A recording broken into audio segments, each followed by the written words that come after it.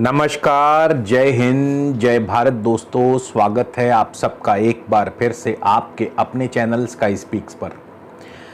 तो आज हम बात करेंगे धनु लगन के लिए नवंबर 2022 कैसा रहेगा, किस ग्रह की दशा अंतरदशा में आपको क्या और कैसे फल मिलने वाले हैं और कौन सी दशा अंतरदशा में आपको लाभ होगा, किस में हानि होगी, किस में आपको सावधान रहना है और किस दशा अंतरदशा के लिए आपको आगे की प्लानिंग कैसी करनी है। गोचर का भी यही मकसद है कि जो भी हम गोचर फल आपको बताते हैं इसका आने वाले समय के साथ आपस में तालमेल बिठाना और उस तालमेल के हिसाब से कार्य करना, तभी गोचर की सही सार्थकता सिद्ध होगी। और आज के इस वीडियो में आपको उपाय तो हम ज़रूर बताएंगे ही, लेकिन उसके साथ ही एक नई शुरुआत करेंगे। आपको कोशिश करेंगे हर महीने वास्तु टिप बताने की, यानी और ये वास्तु टिप कोई आम साधारण टिप नहीं होगा, ये होगा कुंडली में ग्रहों की स्थिति के अनुसार। और कुंडली में ग्रहों की स्थिति के अनुसार वो वास्तु टिप का जो भी उपाय होगा उसको कैसे करना है, क्या करना है, वो सारी चीज़ों की जानकारी आपको दी जाएगी। तो कहीं भी जाइएगा मत दोस्तों, वीडियो को शुरू से लेकर अंत तक देखिएगा। इसके अलावा यदि आपने अब तक हमारे चैनल को सब्सक्राइब नहीं किया तो कृपया हमारे चैनल को सब्सक्राइब करिए। और इसके अलावा हमसे निजी परामर्श लेने के लिए स्क्रीन पर कॉन्टैक्ट डिटेल्स आपको मिल जाएंगी। आप इन नंबर पर मुझे संपर्क कर सकते हैं, मगर शुल्क लागू रहेंगे। तो चलिए सबसे पहले जानते हैं ग्रहों की चाल। शनि आपके धन भाव में है, धनेश शनि अपनी राशि में है, धन भाव में है। और बृहस्पति चौथे भाव में है, वक्री हैं।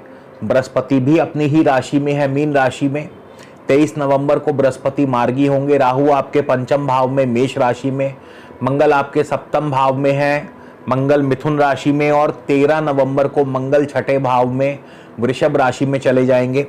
सूर्य बुध शुक्र और केतु आपके तुला राशि 11वें स्थान में है। सूर्य नीच के हैं, वहीं शुक्र अपनी राशि में है। शुक्र 11 नवंबर को, बुध 13 नवंबर को और सूर्य जो है 16 नवंबर को 12वें स्थान में वृश्चिक राशि में प्रवेश कर जाएंगे।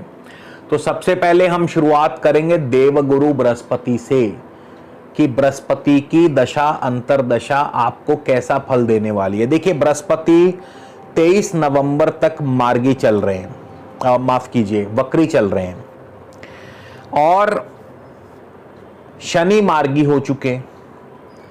पिछले 2-3 महीनों से जब से गुरु और शनि वक्री हुए, आपने पिछले 3-4 महीनों से आप मुझसे यही सुनते आ रहे होंगे, काम रुकेंगे, काम रुकेंगे, हर काम में डिले होगा, ये होगा वो।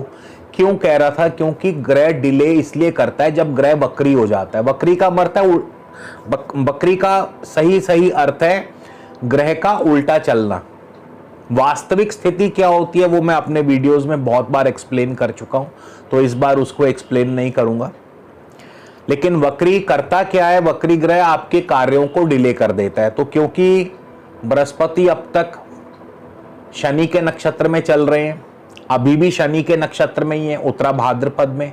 अब सिचुएशन ये है कि शनि पिछले ही महीने 23 अक्टूबर को मार्गी हो चुके हैं, लेकिन बृहस्पति स्वयं वक्री हैं।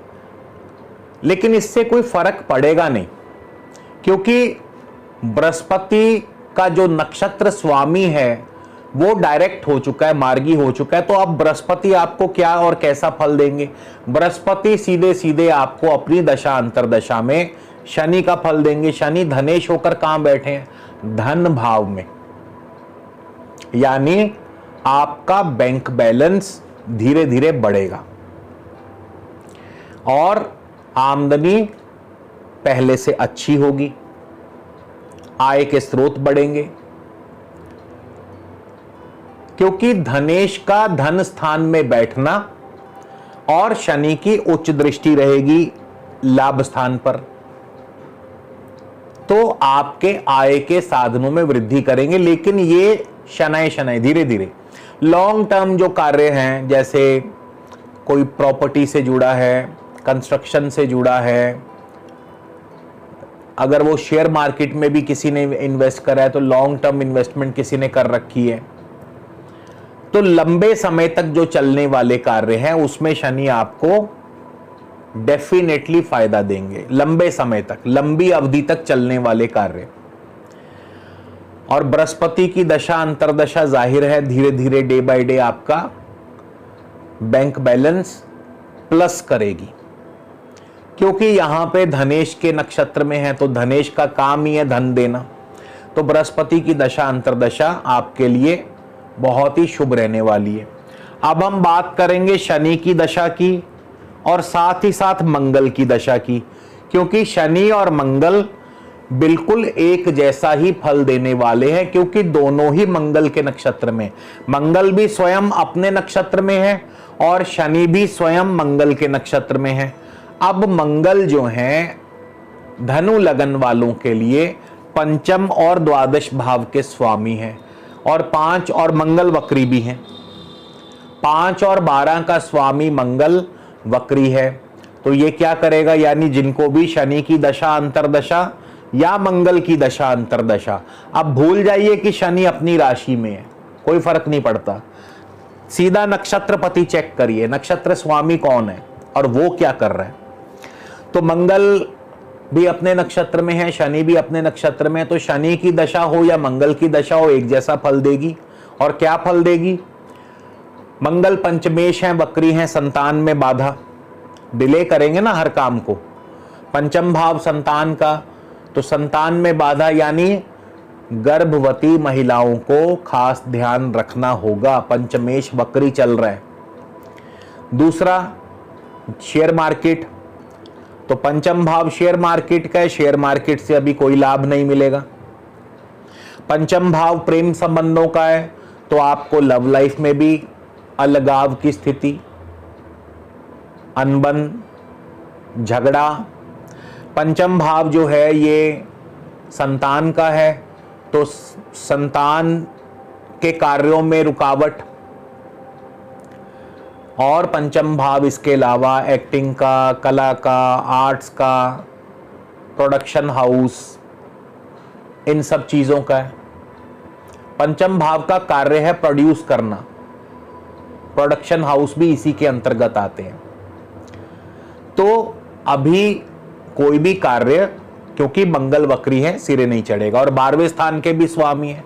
12वां स्थान किसका है, 12वां स्थान है खर्चों का। अब खर्चों को डिले कर देंगे, एक्सपेंसेस को डिले कर देंगे, यानी खर्चों को डिले होने का मतलब है कुछ राहत मिलेगी आपको।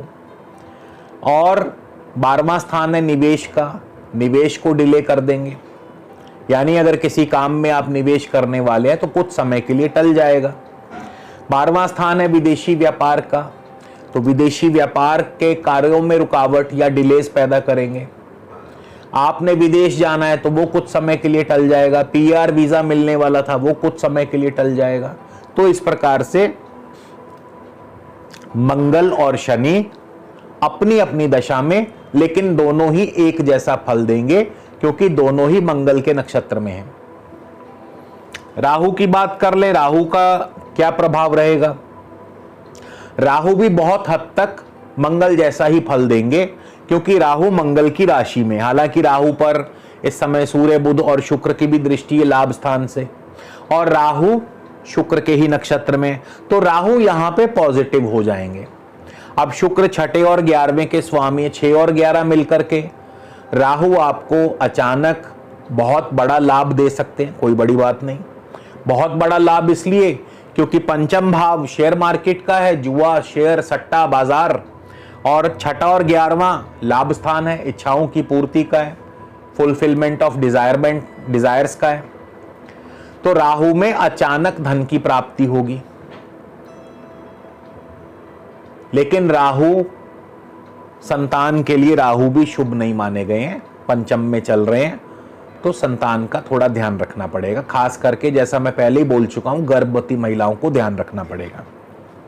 इसके बाद सूर्य, बुध और शुक्र की बात कर लें। अब तीनों एक ही राशि में, तुला राशि में, और लगभग एक समान नक्षत्रों से ही गोचर करेंगे। सूर्य भी स्वाति, विशाखा और अनुराधा में चलेंगे, बुध भी स्वाति, विशाखा और अनुराधा और ज्येष्ठा में चलेंगे, शुक्र भी विशाखा, अनुराधा और ज्येष्ठा में चलेंगे। तो ये एक जैसे नक्षत्रों में रहेंगे, बस अपनी अपनी नेचर, अपनी अपनी प्रकृति के अनुसार फल देंगे। सूर्य राज दरबार हैं, सरकार हैं, तो राज दरबारी सरकारी कार्यों के हिसाब से फल देंगे। बुध व्यापार हैं और शुक्र कला, आर्ट्स, कल्चर, ऐसी चीज़ों। अब फल क्या देंगे? सूर्य की बात कर ले, जिनको सूर्य की दशा अंतरदशा है। सूर्य 1 नवंबर स्वाति नक्षत्र में होंगे, राहु के नक्षत्र में। राहु पंचम भाव में है, संतान के लिए शुभ नहीं है, लेकिन अचानक धन लाभ राहु करवाएंगे। फिर 6 नवंबर को सूर्य गुरु के नक्षत्र में चले जाएंगे, गुरु वक्री हैं। चौथे भाव में जमीन जायदाद संबंधी कार्यों में रुकावट पैदा करेंगे, पढ़ाई में बाधा पैदा करेंगे। राहु भी पढ़ाई में बाधा पैदा करेंगे। उसके बाद 19 तारीख को सूर्य जाने वाले अनुराधा नक्षत्र शनि का नक्षत्र है। बेशक दोनों परस्पर शत्रु हैं, इसमें कोई संदेह नहीं, लेकिन शनि धनेश होकर धन भाव में है। अब चाहे खुद शत्रु ही क्यों ना धन देने आ जाए, लेकिन धन तो आएगा, पैसा तो आएगा। इसी तरह बुध की बात कर ले, बुध भी 1 नवंबर स्वाति नक्षत्र, राहु के नक्षत्र, राहु का फल देंगे। फिर 7 नवंबर विशाखा गुरु के नक्षत्र में, तो गुरु चौथे भाव में वक्री है, जमीन जायदाद संबंधी कार्यों में दिक्कतें पैदा करेंगे। फिर 15 को अनुराधा शनि के नक्षत्र में, आर्थिक रूप से लाभ होगा, आर्थिक समृद्धि, यानी आपका बैंक बैलेंस बढ़ेगा। और 24 को बुध चले जाएंगे अपने ही नक्षत्र में, ज्येष्ठा में। बुध का अपना नक्षत्र है, यहाँ पे व्यापार की वृद्धि, नौकरी कारोबार में तरक्की, प्रमोशन और मान सम्मान, पद प्रतिष्ठा, अधिकार क्षेत्र की वृद्धि, यानी कि नौकरी और कारोबार में तरक्की और प्रमोशन। शुक्र की बात कर ले, 3 नवंबर को शुक्र भी गुरु के नक्षत्र में होंगे, तो गुरु के नक्षत्र में जमीन जायदाद संबंधी कार्यों में रुकावट, पढ़ाई में बाधा। 14 तारीख को शुक्र शनि के नक्षत्र में, बैंक बैलेंस बढ़ेगा, यानी आमदनी होगी। 24 को ज्येष्ठा यानी बुध के नक्षत्र में, कारोबार के साथ साथ नाम भी मिलेगा, पद प्रतिष्ठा भी मिलेगी। केतु की बात कर ले, तो केतु 11वें भाव में है, शुक्र की राशि में है, लेकिन राहु के नक्षत्र में है। अब केतु की दशा अंतरदशा में भी बहुत ही बढ़िया अचानक धन लाभ होगा। ये लाभ आपको शेयर मार्केट से हो सकता है, सट्टा बाजार से हो सकता है, जोखिम भरे कार्यों से लाभ हो सकता है, नौकरी से हो सकता है, कारोबार से हो सकता है, संतान के माध्यम से हो सकता है। तो इस प्रकार से प्रत्येक ग्रह अपनी अपनी दशा अंतरदशा में अपने अपने नक्षत्र पति के अनुसार अपना फल प्रदान करेगा। अब इस महीने का विशेष उपाय, तो राहु पंचम भाव में बैठे, राहु के लिए हो सके तो रोजाना नहीं तो प्रत्येक गुरुवार नारियल और बादाम मंदिर में चढ़ा दें। इसमें राहु और शनि दोनों का उपाय हो जाएगा। और इसके अलावा इस महीने का वास्तु टिप, अगर आपकी कुंडली में भी राहु पंचम भाव में बैठे हैं तो आपके घर की पूर्वी दिशा, और खास करके जो बच्चों का कमरा है, उन बच्चों के कमरे के जो पूर्वी दिशा है, पूर्वी दीवार है, एक तो वहां पे नीला रंग नहीं होना चाहिए। नीले रंग के या हल्के नीले रंग के पर्दे ना लगाएं, कोई पेंट वगैरह नीले रंग का ना करें। और बच्चों की पढ़ाई में और ज़्यादा वृद्धि के लिए या पढ़ाई में और ज़्यादा शुभता के लिए बच्चों के कमरे में पूर्वी दीवार की तरफ केसरी या नारंगी या हल्का पीला रंग करवा सकते हैं। और बच्चों के कमरे में राहु को शांत रखने के लिए चांदी का एक ठोस हाथी छोटा सा 50 या 100 ग्राम का भी रख सकते हैं। तो राहु का जो भी दोष है वो समाप्त होगा। तो इसी के साथ दोस्तों आपसे विदा लेता हूं, अगले वीडियो में फिर मुलाकात होगी। तब तक के लिए नमस्कार, जय हिंद, जय भारत।